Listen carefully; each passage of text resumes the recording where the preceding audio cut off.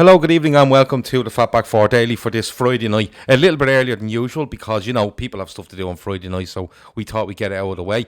I am your host, Gav, as always, and this show is brought to you by Paddy Power. Bookie's a website and an app. If you gamble, please gamble responsibly and try to do so with Paddy Power. Odds on Liverpool, specials on Liverpool, specials on football and all the other sports and all that messing.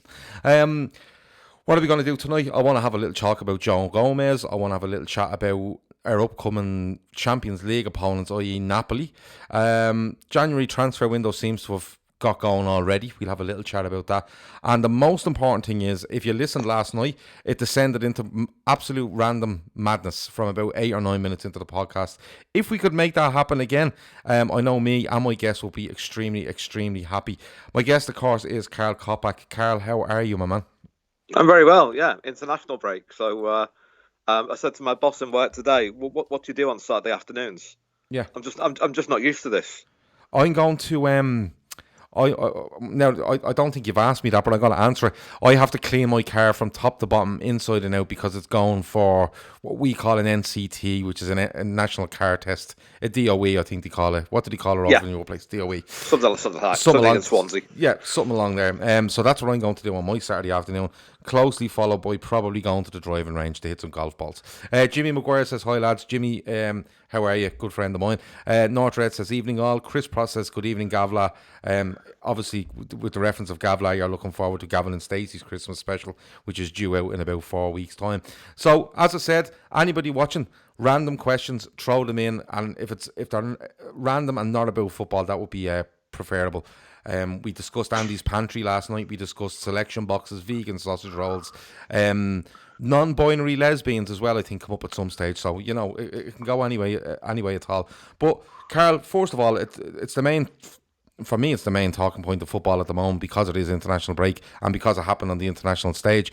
But Joe Gomez comes on as a substitute last night and is booed by, I'm not going to say the majority of English fans in the ground because I don't think that's true, but a sizable amount seem to boo Joe Gomez, a man who had a falling out with Raheem Sterling, which Raheem Sterling took full responsibility for.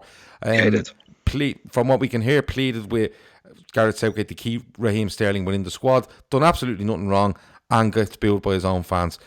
He should have just walked off the pitch, Karl. That's what I'm going to say.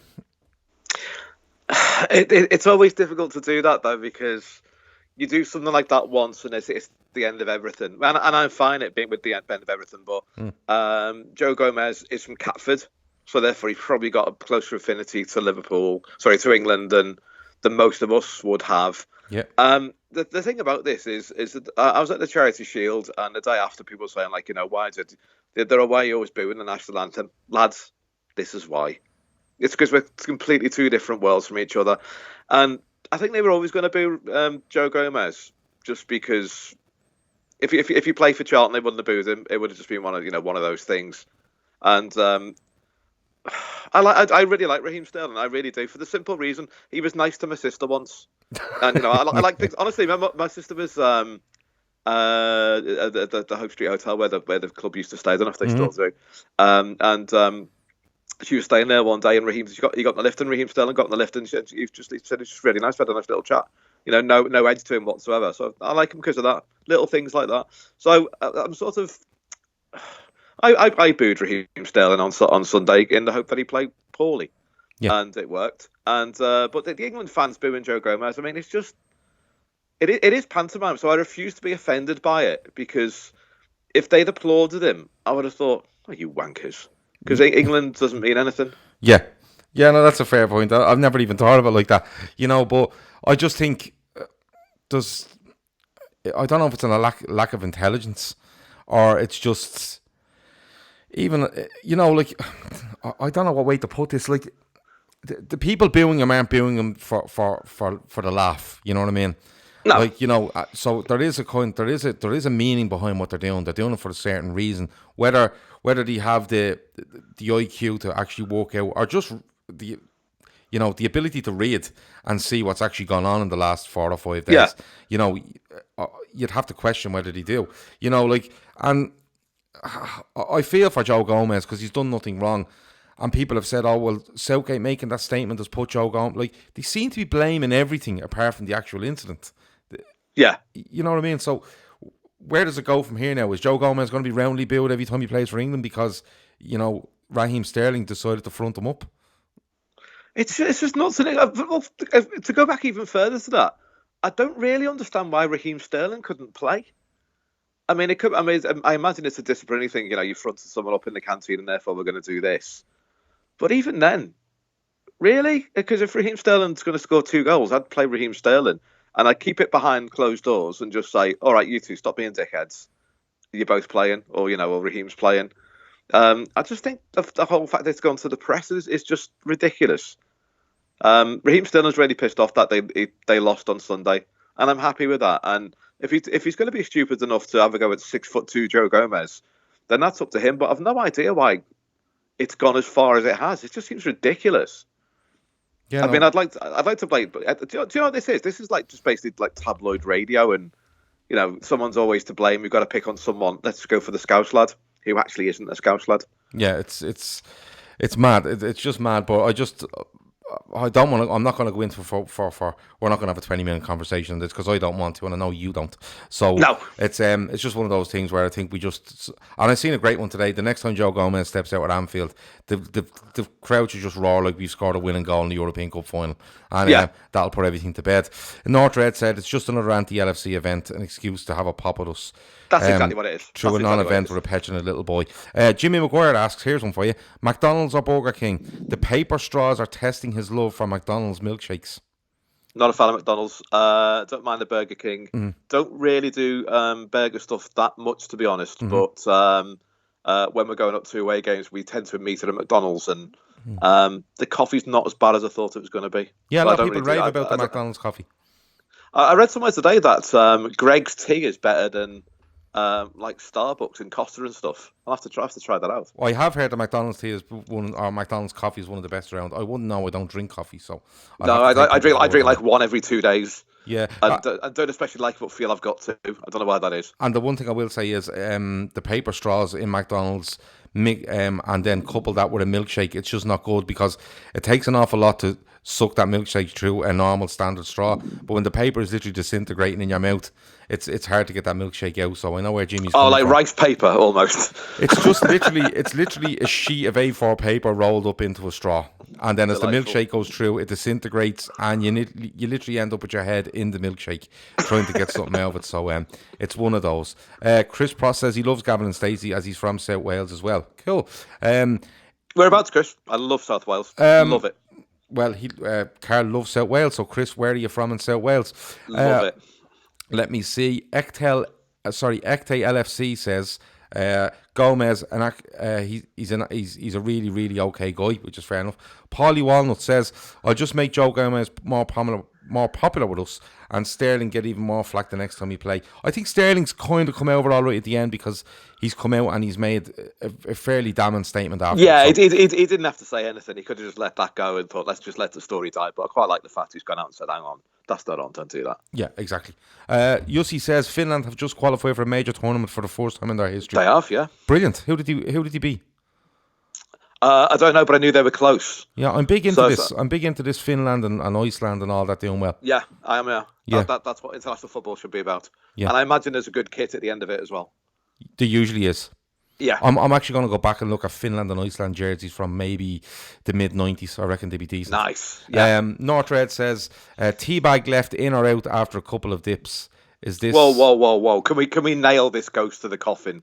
Yeah, I seen something today. It might have been Gareth Roberts on Twitter. Yeah, this is Robbo's big thing, yeah. Yeah, Rob Bo Huyton, as he likes to be called now. Mr. Bo Huyton, yeah. He's, yeah, we've had this discussion more than once. And I suggested yesterday on Twitter, and really offended a mate of mine, that if you get this wrong, you should have your polling cards removed. And that's a big threat at the moment. Yeah, but I'm happy to stay with it. And he said the option is, milk in first, milk in last. If you put your milk in while there's a tea bag in there, get away from me. Yeah, it's a sickening thought to me as well. Yeah. I think, right, so I'm going to put it to you, right? A cup, okay? Tea bag in, boiling water in, store the tea bag, squeeze if you like, take it out, add milk, add sugar, store, done. We did this on the Amphur app once on AFQ, and I think we did about 12 minutes on it altogether. Mm-hmm. And Andy Heaton said that his technique is, and I'm an advocate of this. He says, teabag in, leave for 3 minutes, do not touch, do not squeeze, just let it go for 3 minutes. And he's not wrong. I don't think I've ever had a bad cup of tea since. Okay, I'm going to try that straight after this show. Chris says he's in from the Valleys, 20 miles north of Cardiff, Mountain Ash. Okay, yeah. I know Blackwood and Pontefract and that sort of area quite well. Okay. Yussi says the party is insane. Yussi being a massive Liverpool fan from that region. There's people on the streets everywhere. That's great. And listen, long may it continue. Yeah, and hopefully they get a decent group. And if Ireland don't make it, which I don't think they will, I'm going to support the Finland team. Just for Yussi.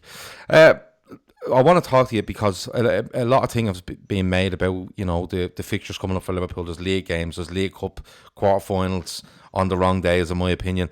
There's World Club Cups, there's the league itself, there's all sorts, Champions League. But the one thing I noticed today was a bit of noise coming out of Napoli. There seems to be problems there. I don't know whether one of the directors or the owners is basically having a sporting breakdown and is threatening to sell all the squad. It can only be good for us, can't it? Well, I saw this very, very briefly, but aren't they talking about selling Callahan? Who's the lad who, I probably pronounced that very, very incorrectly. Callahan, yeah. Isn't he the lad who dived? Yes. And then basically just kicked the shit out of everyone and didn't get booked for it. So I'm happy with that. Yeah, and then there's they're quite a mad club, aren't they? They're a mad club, Napoli. They always are. Well, the thing that caught my attention earlier on in the season was there was talk of them not being able to play their Champions League games at their home ground because basically it's falling apart. And there was talk of them having to play it. I think they were saying, I don't know whether it was the San Siro they might play, or it was something. I know Atalanta had to play there somewhere because of their ground as well. That's right. Yeah. So, but then eventually, I think there was a bit of work done to the stadium, and I think it was Ancelotti that said, "Look, you need to get this right. We need to be able to play in this stadium." So they went and done that work. So that kind of triggered me at the start of the season, where I was going, "Hold on, a Champions League team that is probably the second best team in Italy at the minute in the Champions League consistently now." And we're talking about their ground falling down around them. It's really strange. And now there's talk of, I don't know where the arguments come from, but apparently, there's players here and he's threatening to sell them. I think it's maybe because he's not getting his way at boardroom level. So he's deciding, well, if I'm not getting my way, I have a call on this and I'm going to make the call. I'm just going to start selling players. It's basically the equivalent of it is ball I'm taking at home. Yes, unless you count that as a goal. Yeah, no, he's definitely taking his ball home with him. So, because it's a massive game, isn't it, Karl? Like if we win that, we can knock Salzburg on the head. It's an extra game day's rest, if you know what I mean. Because we're literally playing 2 a week now for the next 6 weeks, I think.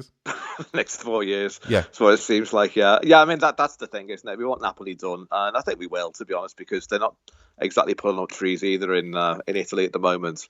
And I think we'll beat them just because they beat us by playing exactly the same game as they did the year before. So it'd be quite nice to sort of sort that out and give Adam Lallana the armbands against Salzburg.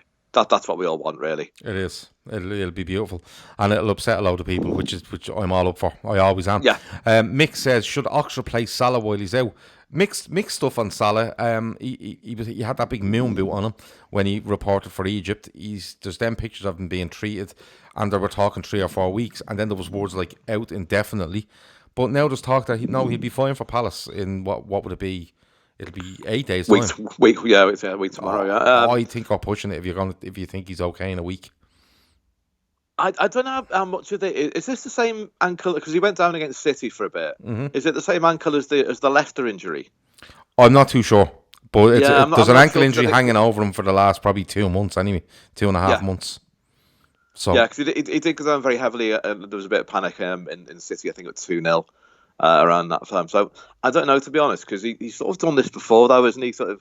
I'm always a bit suspicious when it's someone's had an ankle injury or something like that, and then they've got like the next week off. I think a lot of it's just. I mean, this is just being optimistic, probably. It makes me feel that it's just a precautionary thing. I mean, I'd have all of them all wearing those walking big moon boots thing all the time, regardless of injury. Yeah, and you know what? I'm hoping he's doing a bit of a Ryan Giggs here, where he's decided that my club is going for trophies. I'm going to knock this international stuff on the head for the next 9 months, and then I'll get back to it. But look, if he's not out, what would you do? Do you just put Origi in there next week?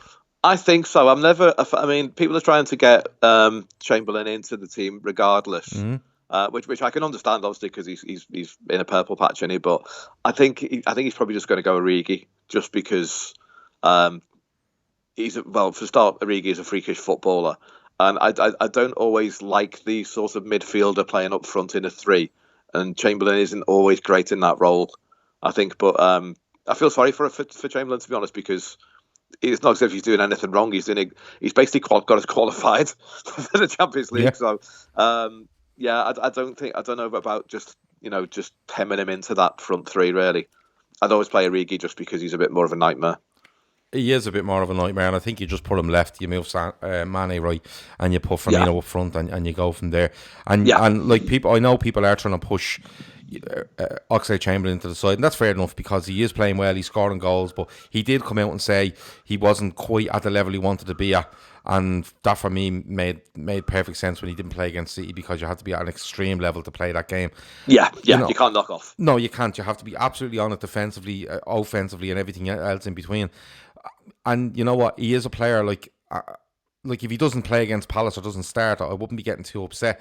Same goes for Keita, and a couple of other players, because we are going to need them going into this series of games.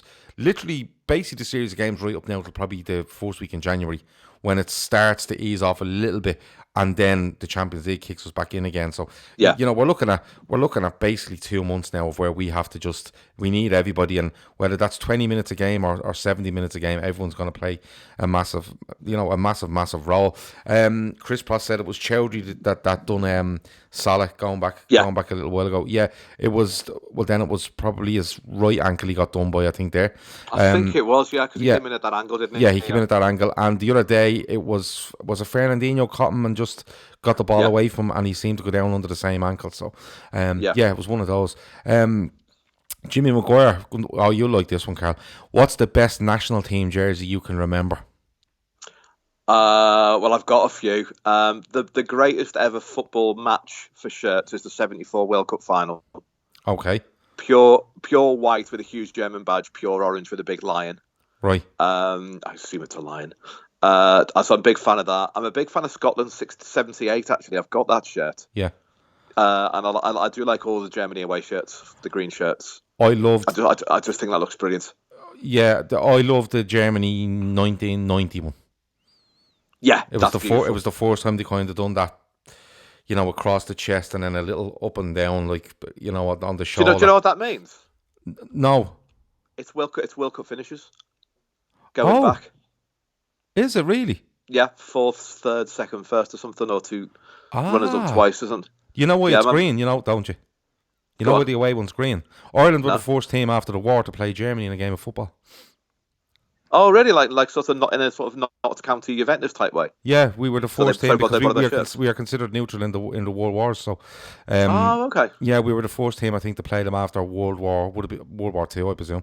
And and as a mark of respect, their away jersey is always green.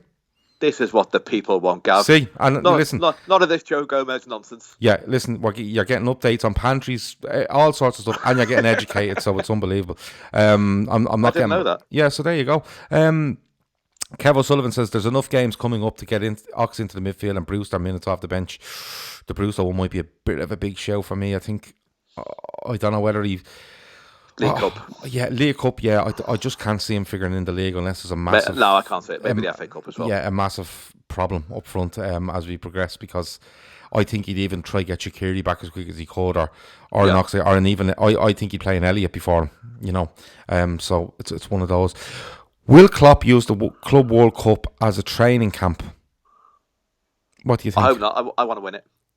Oh, so do I, but...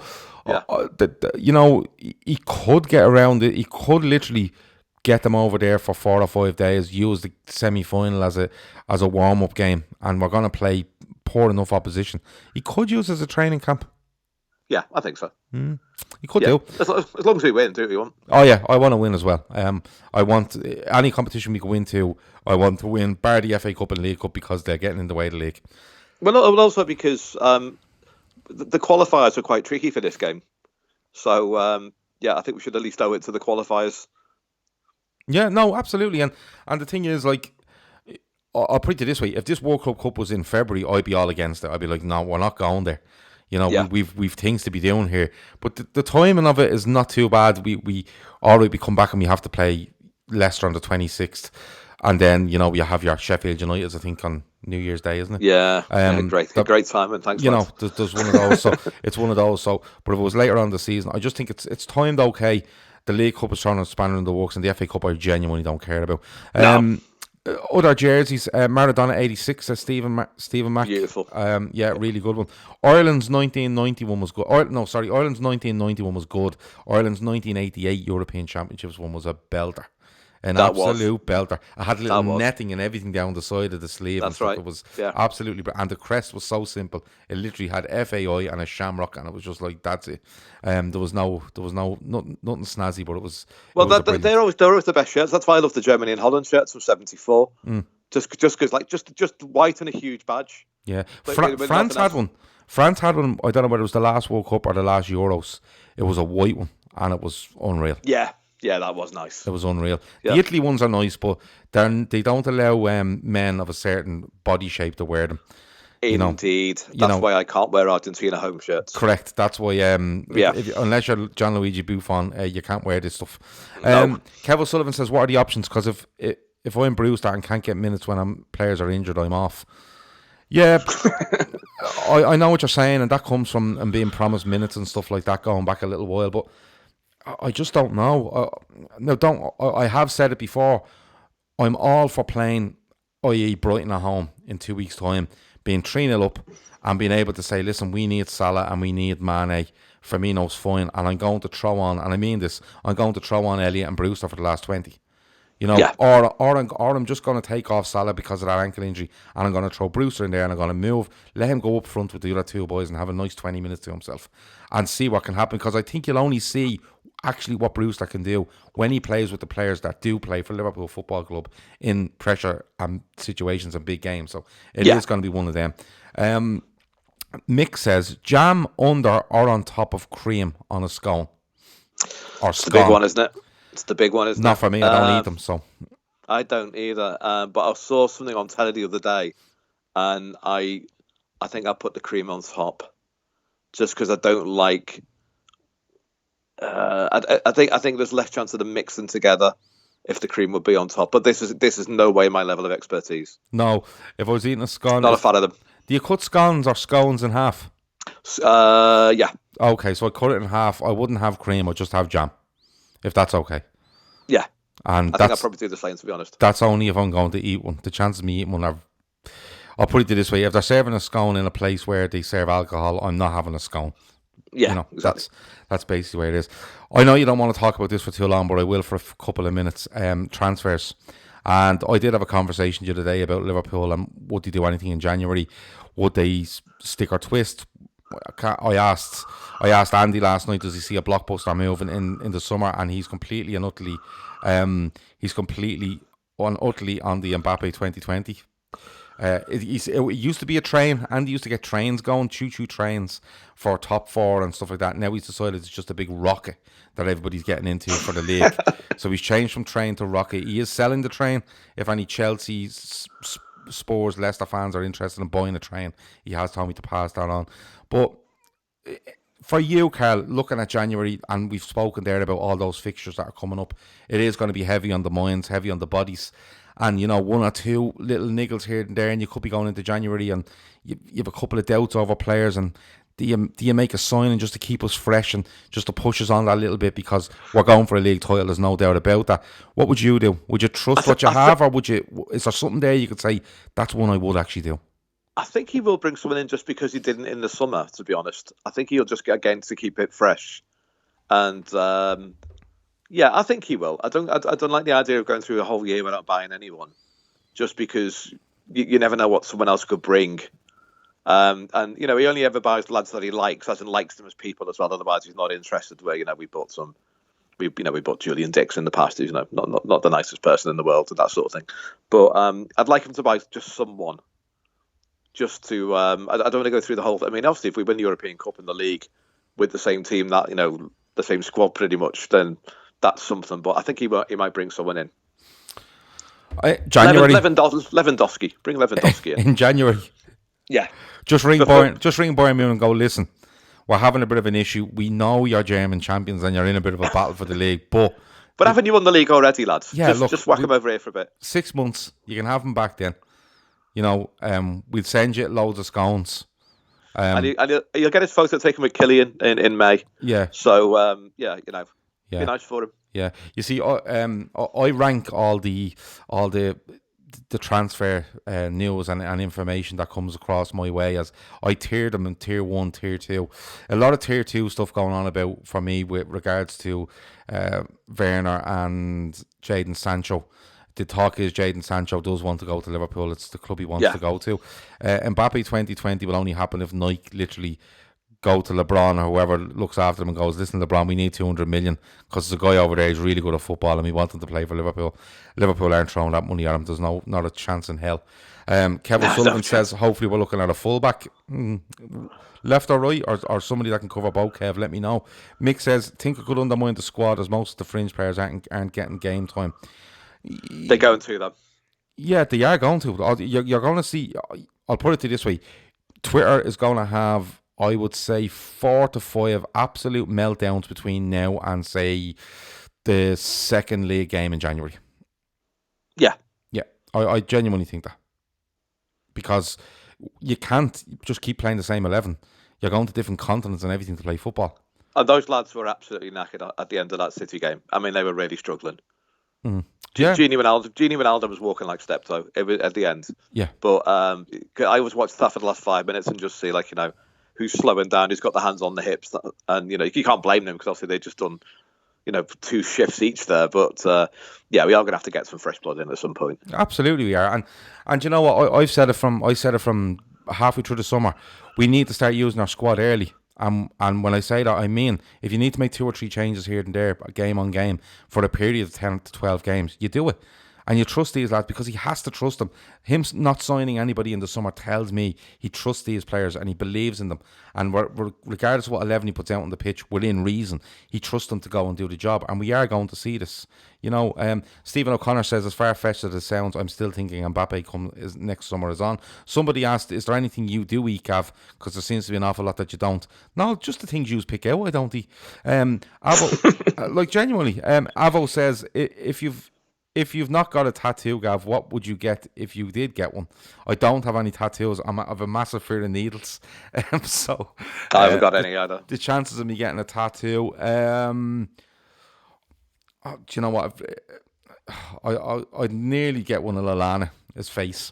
Just get his name on your back. Yeah, just to replace his shirt across the shoulders. Yes, lovely. Yeah, but I'd insist on it being the European numbers on my back rather than the Premier League ones. Absolutely. Yeah, yeah. I'll probably do something. The chance of me getting a piercing or a tattoo is very, very low. It'd have to be something very, very special. Kevin O'Sullivan says both if at all possible. This is about fullbacks. That position is my main worry. 6 weeks of Milner at left back scares me. I don't mind them being dropped in every now and then, but I know where you're coming from. 6 weeks would scare me a little bit. Collie says, in all seriousness, Sancho could be a real possibility. C. Lake says, get Sancho and Werner and forget Mbappe. We'll have to wait and see, but I'd love to see Werner in January. I just think it freshen up the attack. It gives us a slightly different option. He can play anywhere across that line. It takes the pressure off. A Salah that's nursing an injury if it gets to that stage. A Firmino that may hit a dip, or a Mane that needs just a little bit of a rest, maybe even 2 or 3 games. It's one for me that I'd like to see happen in January. I know Klopp's not a massive fan of buying players in January, but looking at the schedule we have and what we're going for, because we are going for a league title, and when we draw Man City in the quarterfinals of the European Cup, I think Werner will come in very, very, very handy. Jimmy Maguire says, get a tattoo of Grizz on his camel, the size of a double-decker bus. Carl, you probably don't know this. Grizz once went on a camel, and when we asked him how big the camel was, he said, well, when you're up on top of a double-decker bus, how big's this camel? No, that's what we said. And then he likened it to flying. So, when your ears pop, you likened it to that. Because Grizz is clearly insane. So and quite small, I'm guessing. Yeah. That sort of altitude's killing him. Yeah, he's up on a camel and basically, he could see across the channel. He was up that high. No clouds at that point. Yeah, let me see. Paulie says, do you think we'll sell any of our front three or let them age into their 30s without cashing in? What do you think, Carl? It's a lot of questions about that in the last week. Can't sell them. No. Don't sell them ever. No, I want Sadio Mane with grey hair. Yeah. Playing up front. Yeah, I could see that. I could see that. He could age like, say, Morgan Freeman aged in the Shawshank Redemption. Yeah, that I was thinking that was the same. Yeah, exactly the same thing. Yeah, that's fine. And Firmino is the type that would, if needs to get out, he will crawl through the drains to get out. Firmino would do that. He's mad Speaking enough. of Shawshank, though, can I tell you something I found out yesterday? Yeah. If you watch Shawshank Redemption, when Andy Dufresne goes into Shawshank and they're all shouting new fish at him as he comes off the gate, Morgan Freeman's son shouts at him. There's a black character standing in the front who's not on the film ever again. That's Morgan Freeman's son. You serious? Yep. Found that out yesterday. Must watch that because it's up there with one of my most favourite films. So and I haven't watched a lot of films, so I know that's not a massive catalogue to call on, but it is one of my favourites. So Paulie, me and Carl don't think that we'll sell anybody. Sadio Mane will just age like Morgan Freeman in the Shawshank Redemption. Yeah. Chris Pross says Palace, Brighton, Everton, Bournemouth are next 4 Premier League games you can rotate there. There's our next 4, and I think you throw Watford in on top of that, and that gets us up to the. Doesn't that get us up? And Watford is an early kickoff. Early. Watford home. Yeah, so Palace away, Brighton at home, Everton at home, Bournemouth away, Watford at home before we go away to the World Club Cup. There's 5 games, Carl. How many points? 12. You're losing 1? No. Oh, sorry, 5. All 5 altogether, 15. Oh, yeah, taking the 15. Oh God, no. Yeah, no, we're not dropping points. Okay. Not waiting for them. Bournemouth are a weird side, but we should beat them. Everton don't count. Brighton, well, United ran them over, so I can't see that being that tricky. And who's the other one? Palace. Not as tricky as people always make out that Selhurst Park's really weird, but it's really not this difficult season, to go through. But yeah, everyone, we always do well there. Well, we do well recently, but they only won like 4 times at home last year or something. Yeah, and I think it's a myth. They travel really well, but they don't play at home well. Yeah, I think they've struggled so far this season at home. I know Leicester have won there. I know City have won there. Yeah. And there's 1 or 2 more as well. So yeah, I'd love no more than us to head off into the sunset into Qatar. 15 points out of 15 there. I'm on 49 points after 17 games, and the rest of the league are absolutely pulling their hair out. Absolutely brilliant. Mick wants to be 13 points clear on New Year's Day. City are going to melt in December. Do you know something? I know where he's coming from with that, right? City melting in December, where they have got tough games, and I think if anything goes against them, what happened on Sunday is going to compound itself if they do have anything go against them over the next month to 6 weeks. Having said that, they could literally go and win all the games in December and say, what's the problem? But I think City melting in December will urge Leicester and Chelsea on even more. Yeah, it will do. Because City are 4th. And I said this last season, it didn't come to pass, but I also got this theory that at some point Guardiola's going to say, do you know what? We'll just do the Champions League. Yeah. Well, we'll just make sure we're not going to go mad for the league anymore. We'll just rest everyone for the Champions League. We want to win that. Well, if he's 14 points off the top come January the 1st, he's knocking around the head, because we're in a month. He's into Champions League again, and then. But listen, he's going out when he draws us anyway, so it's not going to end well for him. But I genuinely do. I think them falling away. I think the likes of Chelsea and Leicester go, hold on, these are falling away. We're ahead of them. We have a great chance here. Because the pressure will really be, and the pressure will be massive on Liverpool, no matter how far ahead they are.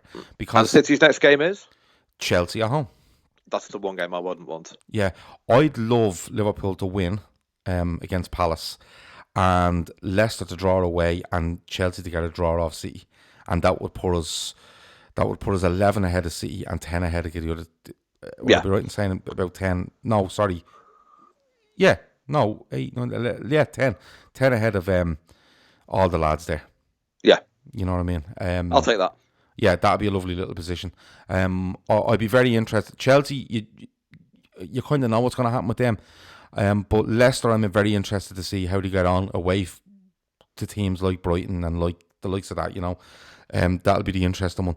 Traz says, do you think Chelsea and Leicester are going to maintain this form? I don't know. Either I don't know, and I'm not that convinced by either of them, to be honest. They're doing really well at the moment, but I'm thinking what happens when the squad gets injured. Particularly Chelsea. It depends if Chelsea get their ban overturned, but I just think you're asking a lot there from both of them. I think Leicester have got a better squad, but Chelsea, they're just really nice to watch. Yeah. And it's a horrible thing to say, but I think Chelsea are they're more inexperienced. Sorry, they're not as experienced as Leicester, but I've got a feeling they've just got a bit more to them. Yeah, I watched Chelsea again. Sorry, I nearly said Chelsea there.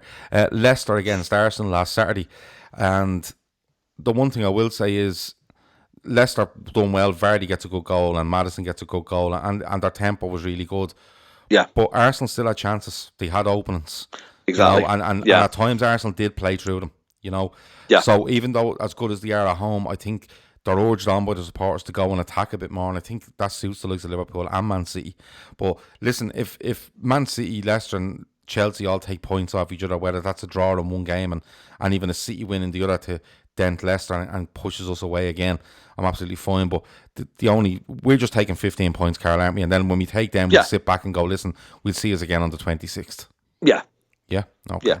And thanks to Chen making that an 8:00 game. Cheers, lads. Yeah, that's Amazon Prime, isn't it? That's a bloody nightmare for me to get there. Yeah. Isn't it Amazon Prime have games on it the, is. on the 26th? All the games are. Well, I tell you what's funny about that. So basically, my brother-in-law lives just outside Leicester, and we're going to a hotel near Liverpool for Christmas with my family. So he's going to drive from Leicester, and then the next day drive back to Leicester for the game, and then drive back to Liverpool on the same day. Yeah, so he's particularly pleased with the 8:00 kickoff there. But this is down to I think the game we play against Everton in the derby. I think Amazon have all them games as well. And then they have the games on the 20th. Yeah, the 4th of December. Yeah, the only reason I noticed that was because there's 4 games that night at 7:30, and we kick off at Anfield at 8:15 against Everton. Yeah, it's an 8:15 kickoff. Yeah. So when I seen there that time of the kickoff, I said that must be an Amazon job. So that's what it is. Anything else before we go, Karl? Anything that's on your mind that you'd like to bring up with me and the wonderful viewers that are the most random people you will ever come across? What do you do at 3:00 on Saturday when there's no game? It's like someone. I said this to my boss before. It's like I've been told I can't watch the match, and I'm finding struggle to do for 2 hours, or even worse, the build up afterwards, or the elation or the come down after. It's mostly elation. What do you do? Well, do you know what it is?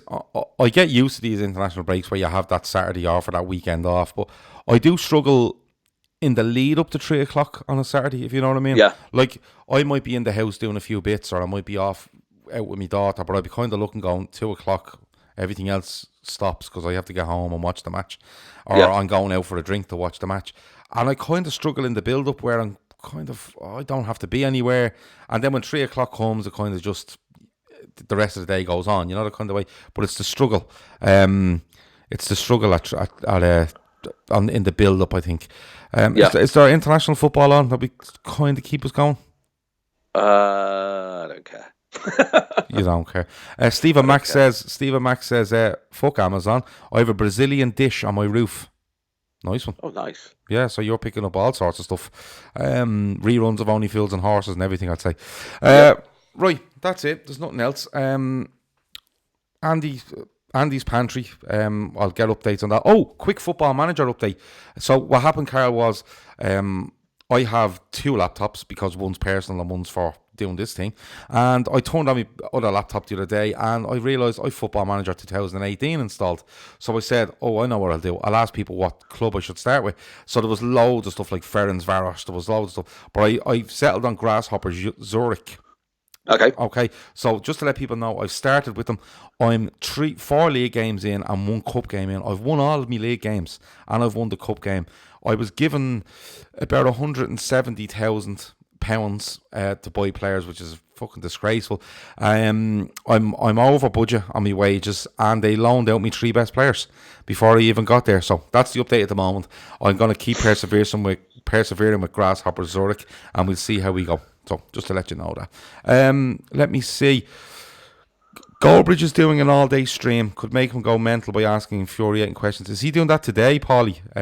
Me and Carl may go on there and ask him what he does at 3 o'clock on I keep meaning Saturday. to. I keep meaning to. I love Goldbridge. That, but I love yeah, I really like him. I really like people who do things like that. It's just always funny. Yeah, and the funny thing is, I know Redmen TV have got him on a couple of occasions into studio to talk. And when he actually sits down and that persona drops a little bit and he speaks football, he actually speaks it very well. You know, you know, when the sensationalism goes away and the absolute hyperness. But some of the videos this year of him playing FIFA alone is just outstanding. Yeah. The one where it's not over the line and then they run on the video and it is over the line is just one of the best things I've ever seen. So if Mark Goldbridge is doing an all-day stream, I may just get off here. Make me tea by leaving the tea bag in for 3 minutes. Is that what you said? 3 minutes. I call it Heaton's non-manipulation rule. Okay, Heaton's non-manipulation rule. I'm going to go with that. Do not manipulate the tea bag. Oh, okay, no worries. I'm going to tell him this. He's going to be made up that his theory's gone abroad. Oh yeah, no, tell him. I know Andy well. I know Andy. I've met Andy a good couple of times, and I met him in the Anfield Rap the last time I was over. He was working very hard in a corner. Yeah, that's him. Yeah, he was in a corner working extremely hard and staring at us until we got close, and he went, "Oh, it's you." So one of those, but big headphones on. Yeah, so let him know that the non-manipulation rule has spread to the day trippers, and he'd be delighted. Let him know we're using Barry's tea as well, which will definitely Robbo does all he can to get as much free Barry's tea as he can. Yeah, well, if he needs to, all he'd have to do is ask me. I think he does okay. Yeah. I think Robbo does okay with the free teas. Yeah, absolutely. If he just gets on to me, I'll send him loads. So Paulie says tomorrow is the all day thing. It's for Marie Curie. Is that a charity? Marie Curie. Yeah, Marie Curie. Is that a charity? Yeah, discovered radium. Yeah, yes, it is. Yeah. Okay. Right. So charity. Yeah, it's a cancer charity. Okay. Well then, listen. All the best of luck with Mark doing that all day, and I will get on at some stage and show support for that. Mick says, "Nice one, lads." That's for Carl, not for me. I know Mick doesn't like me. I'm only messing. Right. Traz says he prefers his tea with manipulation. Mate, you don't know it till you no, be patient. Yeah, don't knock it till you try it. I'm going in to try the Andy Heaton. Be like Kung Fu. Yeah. Be like Kung Fu. Be patient. Or just be like waiting on a bus. Just be patient. It'll be here at some stage. I'm going to try Andy Heaton's non-manipulation tea, and we'll see how we get on. Carl, thanks a million. I'll talk to you next week, yeah? Yeah. No problem at all. Cool. Listen, that's been the Fatback 4 Daily. We did have more football than we had last night, but we got through what you were doing on a Saturday. We've gone through how to make tea. We found out where people live in Wales. It's all gone on. Over and now. Nice shirts. Oh, nice shirts, yeah. Over now. And up the fins. The fins. Yeah, we dedicate this show to the fins. We're going to try again. Over now.